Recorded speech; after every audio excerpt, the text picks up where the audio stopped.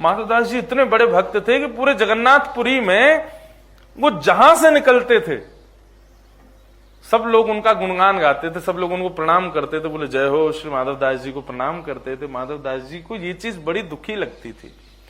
भक्त को कभी भी सम्मान सुनने की इच्छा नहीं होनी चाहिए। तो श्री माधवदास जी ने विचार किया, क्या करूं, सबसे दूर हो जाऊं थोड़ा, इतना सम्मान क्यों दे रहे हैं ठाकुर जी। तो श्री माधवदास जी ने जहां वो नियमित रूप से प्रसाद पाने जाते थे, वहां के लोग रोज नया नया श्रृंगार करके पूरे घर को सजाते, रोज बंगले बनाते, रोज नई नई तरीके से माधवदास जी का स्वागत करते। माधवदास जी बोले कि अब क्या करूं, इतना सम्मान मुझसे पच नहीं रहा है, मुझे लग रहा है ठाकुर जी मुझे दूर कर रहे हैं। तो माधवदास जी ने अपना स्थान बदल दिया। बोले कल से मैं यहां प्रसाद पाने नहीं आऊंगा, कहीं और जाऊंगा। तो माधवदास जी ने एक घर खोजा, और वो घर कैसा था, बोले गलियों में घूम रहे थे जगन्नाथपुरी में, तभी एक गली में पहुंचे तो वहां एक बूढ़ी माता, बड़ी चिड़ोकली मैया और बड़ी तेज तर्रार मैया, कभी पड़ोसियों को मारे, कभी किसी को गाली देवे, कभी किसी से उल्टा सीधा बोल दे, और पूरा मोहल्ला उससे डरता था। क्यों? वो सबको सुनाती थी। माधवदास जी बोले ये घर बढ़िया है, कल से यहीं भोजन पाने आएंगे। एक दिन पहुंच गए माधवदास जी। मैया बोली अरे आप तो माधवदास जी हो? बोले हाँ हाँ मैया वही हूं।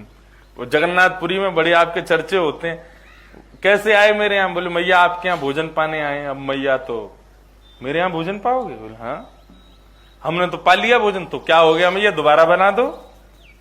अब उसको इतना तो लगा कि चलो संत आए हैं, इतने बड़े संत आए हैं, कुछ तो बना दूं। बनू के उसने माधवदास जी को पवा दिया। माधवदास जी बोले ठीक है, चले गए। दूसरे दिन माधवदास जी फिर आ गए। मैया बोली आज कैसे बाबा? बोले प्रसाद पाने आए। तो मैया को लगा इनको कल ज्यादा स्वाद आ गया, इसलिए अब तो ये तो रोज आएंगे। आज मैया ने जानबूझ के जबरदस्ती नमक ज्यादा, किसी में मिर्च ज्यादा, किसी में नींबू ज्यादा। बोले इनको थोड़ा खट्टा लगेगा, मिर्च लगेगी, तो कल से आएंगे तो भी नहीं। माधवदास जी को दिया। माधवदास जी ने जैसे ही स्वाद लिया तो पता तो चल गया था कि नमक तेज जानबूझ के किया है, मिर्च तेज जानबूझ के करी है। और बार बार पूछ और रही थी कैसा बना भोजन। माधवदास जी बोले बहुत सुंदर, आज बहुत कल से भी ज्यादा स्वाद है। मैया बोली बाबा को मुझे लगता है नमक मिर्च लगती नहीं है, कल से मैं डालूंगी ही नहीं। परसों फिर माधवदास जी पहुंच गए, आज उसने नमक और कुछ डाला ही नहीं। आज फिर बोले बाबा सब ठीक है ना, कोई कमी तो नहीं? बोले बहुत स्वाद मैया, हर दिन एक नवीन स्वाद मिल रहा है, बहुत आनंद आ रहा है। माधवदास जी को तो वो सम्मान से बचना था, इसलिए उन्होंने अपना जगह ढूंढ ली। और यहाँ वो मैया तो बड़ी परेशान, बोले ये रोज आ जाते हैं।